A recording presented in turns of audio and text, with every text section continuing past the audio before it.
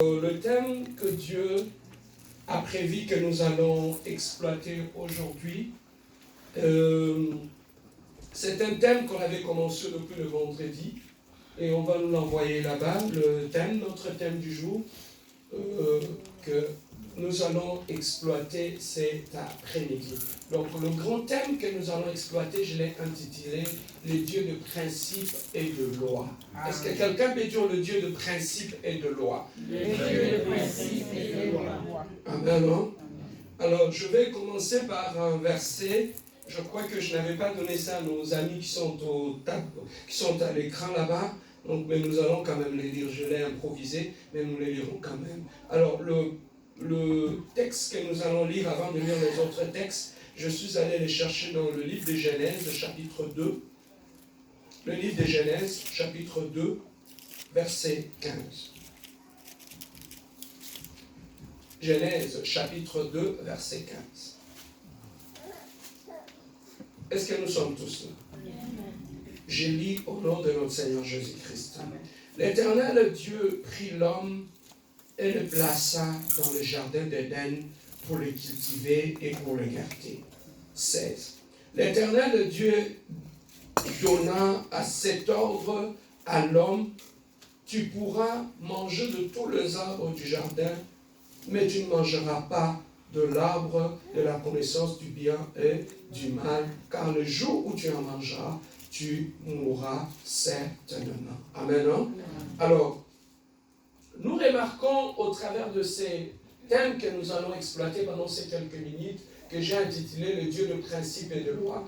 La première des choses, nous devons savoir que le Dieu que nous prions, c'est un Dieu de principe et de loi. Amen. Ce n'est pas un Dieu de désordre, c'est un Dieu d'ordre. Amen. Hein? C'est un Dieu d'ordre. Là où il y a l'ordre, il y a le développement. Là où il y a l'ordre, il y a le progrès. Bien-aimés, même sur cette terre des hommes, nous allons constater que partout où il y a le désordre, les développements arrivent difficilement. Partout où il y a le désordre, l'unité arrive difficilement. Partout où il y a le désordre, bien-aimé, le bannissement, le progrès arrive difficilement. Donc nous devons savoir que le Dieu qui nous a créés, c'est d'abord un Dieu d'ordre. Et pour établir l'ordre, il a établi de principes et de lois, selon lesquels, si nous les suivons, si nous les respectons, nous allons marcher selon l'ordre de Dieu. Et si nous marchons selon l'ordre de Dieu, nous allons prospérer et nous allons nous épanouir et nous irons de l'avant. Amen. Hein? Alors, le Dieu que nous avons, qui nous a créés, c'est un Dieu d'ordre. Voilà pourquoi, bien-aimé, lorsqu'il a commencé la création, la Bible nous dit, celui qui avait créé toutes choses.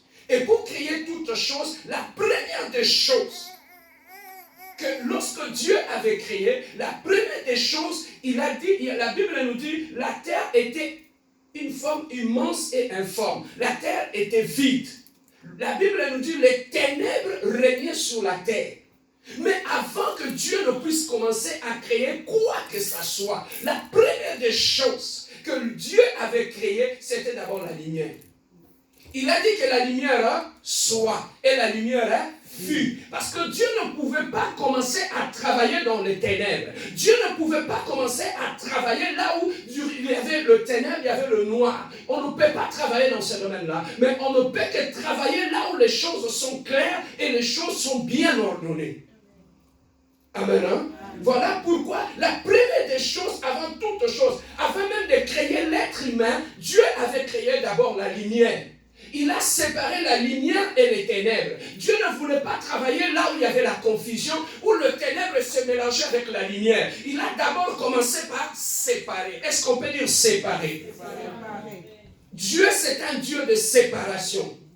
Il a d'abord commencé à séparer le ténèbre et la lumière.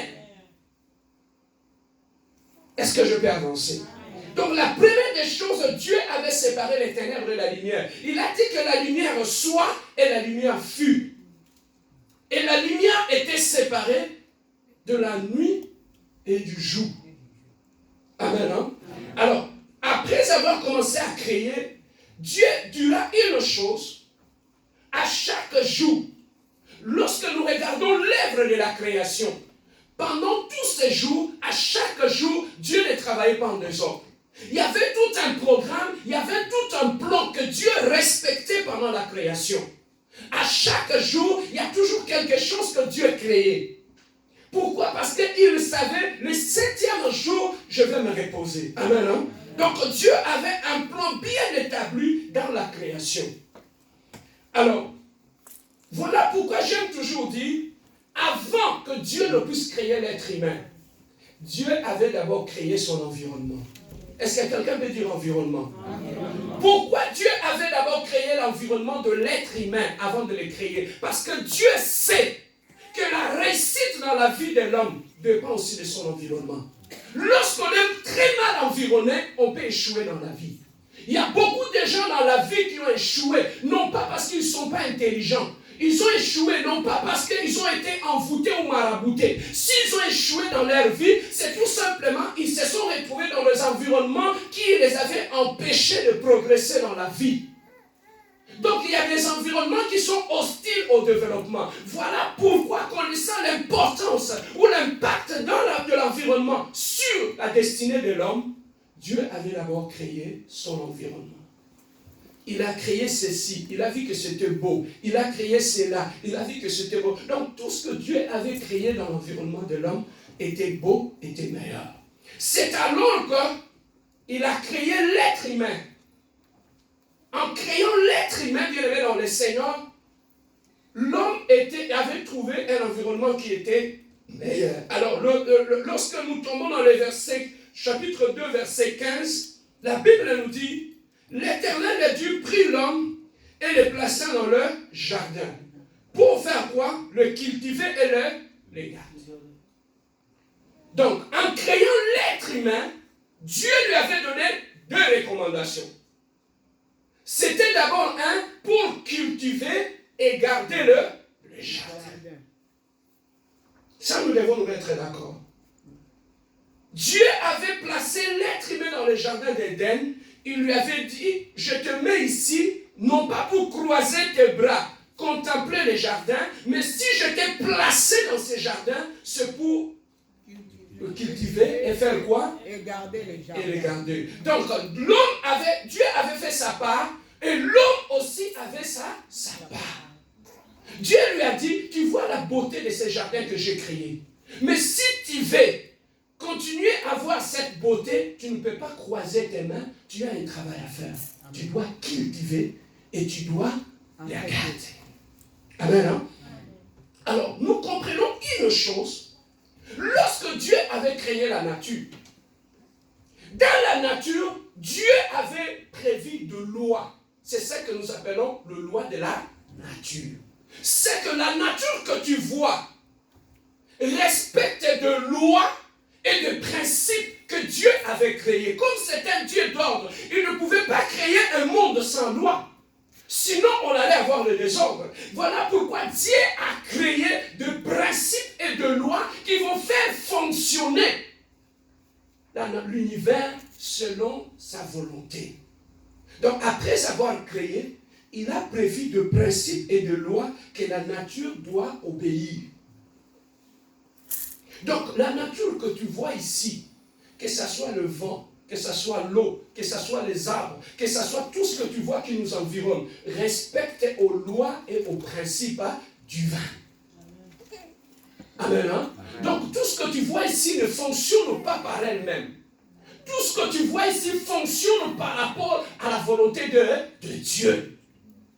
Je parlais avec quelqu'un qui m'a dit, Monsieur Bia, vous croyez que Dieu existe? Dieu n'existe pas.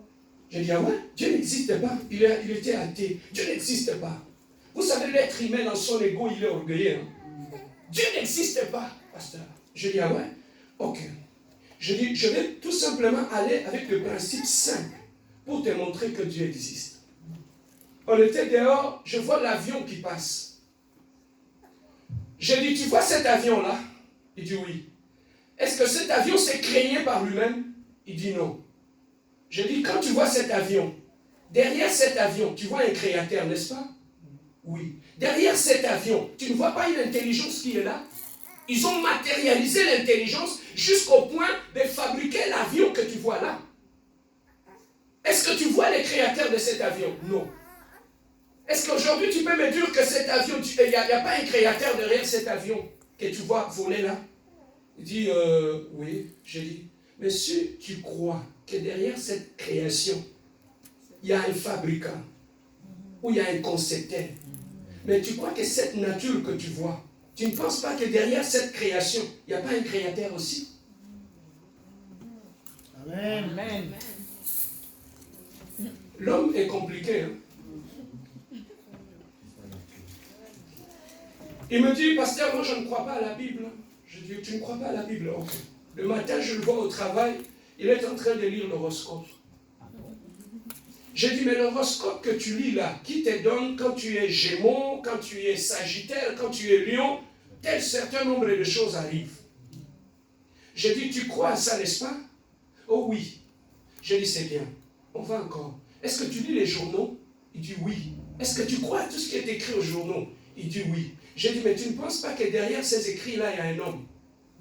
Si tu crois aux écrits d'un être humain, et à combien plus forte raison à la Bible? Hein? Ça, c'est le go de l'être humain. Alors, lorsque Dieu a créé le principe, ces mondes que tu vois respectent de lois et des principes que Dieu a créés. Parce que c'est un Dieu d'ordre. Voilà pourquoi il a placé de l'ordre. Je peux parler même de la maison, là où nous sommes. Pour que la maison soit ordonnée, qu'est-ce que le parent nous faisait? Il plaçait de lois et il plaçait de l'ordre dans la maison. Que nous, les enfants, si nous voulons vivre en paix dans la maison, nous devons respecter de lois que nos parents ont établies dans la maison. C'est ça qui fait que si tu veux être en bon terme avec tes parents, est-ce qu'il faut aller voir un marabout? Non. Mais si tu veux être en bon terme avec tes parents, tes géniteurs, qu'est-ce qu'il faut faire? Il faut respecter de lois qu'ils ont établies dans la maison. Donc aussi longtemps que tu respecteras de lois que les parents ont établies dans la maison, tu seras en bon terme avec le parent. Tu vivras en paix. Et tout ce que même tu demanderas à tes parents, il faut te les donner, non? S'ils te disent, si tu veux qu'on te donne tout, il faut que tu travailles bien à l'école. Imagine-toi, tu respectes ce que tes parents t'ont dit. Tu viens avec un bon bulletin. Tu as réussi à l'école. Tout ce que tu leur demandes, ils le font, non? N'est-ce pas? Alors, qu'est-ce qui a fait que vous soyez en bon terme avec le parent? C'est parce que tu respectes les lois de parents. C'est comme ça aussi avec Dieu. Partout où il y a de l'ordre, il y a de lois et il y a de principes qu'on respecte. Aussi longtemps qu'on respecte de lois et de principes, nous allons vivre heureux sur cette terre des hommes. Alors, le loi et le principe que Dieu a créé, qui régit ces mondes, qui fait fonctionner ces mondes, lorsque je prends un élément simple, je prends un de loi que je vais exploiter aujourd'hui, un de principe, que j'aimerais que nous puissions l'exploiter aujourd'hui. C'est parmi les lois que Dieu a créées sur cette terre des hommes et qui nous aident à bien fonctionner sur cette terre des hommes. Sans le respect de cela, il nous sera très difficile. Il nous sera très difficile. Amen. Hein? Alors, parmi les principes que j'aimerais qu'on puisse s'attarder là-dessus, je l'ai trouvé dans le livre de Genèse, chapitre 8, verset 22. Genèse, chapitre 8, verset 22. Genèse, chapitre 8, verset 22. Genèse, chapitre 8, verset 22. Est-ce que nous sommes tous là? Est-ce que nous pouvons tous le lire d'un commun accord? Let's go. Donc, les semailles et la moisson, les froids et la chaleur, et l'hiver, les jours et la nuit. Amen. Hein? Amen. Il dit, tant que la terre subsistera, la loi de la moisson et de la semaille existera.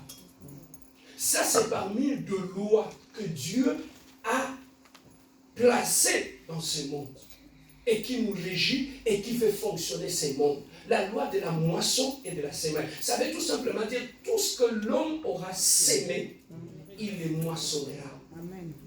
Donc, cette loi-là n'a rien à voir avec la religion. cette loi-là, celui qui l'a créée, c'est le créateur de l'univers. Il a dit tout ce que l'être humain va s'aimer dans sa vie, qu'il soit hindou, qu'il soit ceci, qu'il soit cela, qu'il soit chrétien, qu'il soit qu'est-ce que vous voulez, tout ce que bien aimé dans le Seigneur, l'homme aura fait, il le moissonnera. Ça, c'est le premier principe qui contrôle cette nature. Lorsque nous allons à l'univers, qu'est-ce que nous remarquons? La même loi s'applique non pas seulement aux humains, mais s'applique aussi à la nature. Lorsque tu prends des semences de maïs, lorsque tu es en Afrique d'ici, tu les sèmes, tu arroses cette sémence. Après quelque temps, lorsque tu vas venir récolter, tu vas récolter les arachides? Non. Qu'est-ce que tu récolteras? Le maïs. Le maïs. Donc nous comprenons dans cette loi-là, le premier principe qui est attaché à cette loi-là est que tout ce que l'être humain aura sémé, il le moissonnera. Donc tu ne peux pas semer autre chose dans ta vie et moissonner autre chose. Amen. Hein? Donc chaque espèce de semences que tu places dans le sol, c'est la même espèce de semences que tu vas récolter. Alors lorsque tu vas dans les fins fonds en Arizona là-bas, tu plantes la même sémence, le même maïs, tu vas récolter les bananes? Tu vas récolter quoi? Le maïs. Donc la terre respecte le même principe, que ce soit en Afrique du Sud ou que ce soit en Arizona. Donc cette terre répond à une loi. Il y a une loi qui est attachée à la nature, respecte. Et nous remarquons aussi même par rapport à la nuit et au jour. Lorsque le jour en Afrique a un temps où le soleil part de l'horizon et monte jusqu'au firmament. Et lorsque la nuit arrive, le soleil se retire pour donner la place à la nuit. Et c'est la même chose que nous vivons ici au Canada, non? Le soleil a un temps, la nuit aussi a un temps. Mais est-ce que Dieu est là tout le temps pour rappeler au soleil que c'est ton temps d'apparaître et c'est ton temps qu'il faut que tu te retires? La loi est déjà là. La nature respecte à une loi qui est déjà établie. Amen. Hein? Amen. Voilà pourquoi as-tu déjà vu le soleil se chicaner avec la ligne? Pourquoi? Parce qu'il respecte une loi et des principes que Dieu a établis. Voilà pourquoi il y a de l'ordre, non? As-tu déjà vu en plein jour les étoiles apparaître? Pourquoi? Parce que le Dieu, en créant les étoiles, il a dit que toi, tu n'apparaîtras que la nuit. Tu n'apparaîtras pas le jour. C'est que les jours, c'est le soleil qui règne. La nuit, ce sont la lune et les étoiles qui règnent. Donc chacun a un temps d'apparition. Chacun ne va pas empiéter dans le champ de l'autre. Voilà pourquoi on ne voit pas de chicane ni de rébellion dans la créature. Si la créature est ordonnée, c'est parce qu'il respecte des lois et des principes que Dieu a établis. Mais le problème avec l'être humain, parmi toute la créature de Dieu, c'est seulement l'être humain qui est têtu. Voilà pourquoi l'être humain a des problèmes. Aussi longtemps, l'être humain respectera des lois et des principes que Dieu a établis sur cette terre de hommes, on n'aura jamais de conflits et de guerres. La cause, parmi les causes des désordres que nous voyons dans ce monde, c'est simplement dit parce que l'être humain ne veut pas respecter le principe et les lois de Dieu. Amen. Hein? Dieu dit tout ce qu'elle a dit à la nature. Toi, nature, dans ton fonctionnement, tout ce qu'on te donnera comme sémence, tu ne produiras pas autre chose. Tu resteras loyal. Tout ce que tu recevras, tu vas le reproduire. Tu vas le reproduire. Voilà la fidélité de la terre. Mais l'être humain n'est pas pareil. L'être humain, c'est parmi les créatures qui sont têtus et qui ne respectent rien. Bien aimé, la loi de la moisson et de la semaine font partie du principe de Dieu. Beaucoup de gens échouent sur cette terre des hommes, tout simplement parce qu'ils ne respectent pas le principe. Voilà pourquoi Dieu a dit à Adam, Adam, je t'ai placé dans les jardins. La beauté que tu vois dans ces jardins-là, il y a des principes et des lois derrière ça. Mais si tu veux manger, tu veux vivre en paix, attends, respecte ces deux choses. Cultive le jardin et garde-le jardin. Amen. Alors, la Bible nous dit tout ce que l'homme aura sémé, il le moissonnera. Alors, écoutez ceci. Dans l'homme est un être tripartite. Dans l'homme, il y a l'âme, il y a l'esprit et il y a le corps. Amen. Hein? L'âme, ça vient de Dieu. Voilà pourquoi lorsque nous mourons, nous disons il a rendu l'âme. Il a rendu l'âme à qui? À Dieu. À Dieu. Amen. Hein? Amen. Il a rendu l'âme à Dieu. Alors, pourquoi on ne dit pas il a rendu le corps? Hein? Pourquoi on ne dit pas il a rendu son corps? Pourquoi on dit qu'il a rendu l'âme? Parce que l'âme vient de Dieu. Mais le corps ne vient pas de Dieu. Pour créer l'être humain, la Bible nous dit ceci. Dieu a pris la terre. Il a donné la forme. Et il a soufflé sur cette terre. Et l'âme est devenue, et la d'accord est devenue une âme vivante. Amen. Hein? C'est que dans l'être humain est composé d'une partie qui vient de la terre et l'autre partie qui vient de Dieu. C'est qu'il y a deux parties dans l'être humain. Une partie vient de Dieu et l'autre partie vient de la terre. Oh! La terre que Dieu avait pris pour former l'être humain, il avait pris ça au ciel? Non. Il a pris ça où? Il a pris ça sur la terre, n'est-ce pas? Oh! En créant la terre, Dieu avait donné des lois et des principes que la terre devait obéir. Donc la terre qu'on a utilisée, comment je peux expliquer ça? Lorsque je prends la terre dans un sac, je le prends par exemple... Non, je prends la terre par exemple au Sénégal par exemple. Je prends la terre, je le mets dans un panier, je l'amène ici au Canada. Je le mets ça dans mon jardin, cette terre-là. Lorsque je prends une sémence, je place sur cette terre-là. Est-ce que ça va pousser? Oui. Ça va pousser, non? Oui. Pourquoi? Parce que cette terre-là répond à des principes et des lois. Quand bien même je l'ai déplacé de lieu, mais la terre continue à respecter le même principe. Donc le principe que la terre respecte ne dépend pas du lieu. Mais que la terre, que ce soit en Afrique ou en Asie ou dans les 4 continents, ils respectent le même principe. Est-ce que je peux avancer? Est-ce que quelqu'un me comprend? Alors la même terre qui respecte le même principe, Dieu a pris cette terre, il a donné la forme et il a pris son âme, son esprit, il a mis sur cette terre et c'est devenu l'être humain. Donc la terre que tu portes respecte des lois et des principes. Hein? La terre avec laquelle on a formé ton corps respecte des lois et des principes. Parmi les lois et les principes que ce corps respecte, il y a aussi cette loi de la moisson et de la semaille. Tout ce que tu recevras la terre, tu le reproduiras. Donc la vie de l'homme, c'est comme la terre. La vie de l'homme, c'est comme la terre. Voilà pourquoi, bien aimé, lorsque tu comprends que la vie de l'être humain est comme la terre, tout ce que tu sèmes dans la vie des autres, ça va pousser. Amen. La vie de l'homme, c'est comme la terre. Tout ce que tu sèmes dans la vie de l'être humain, ça va pousser. Le mal que tu fais, que tu sèmes dans la vie de ton frère, tu le moissonneras.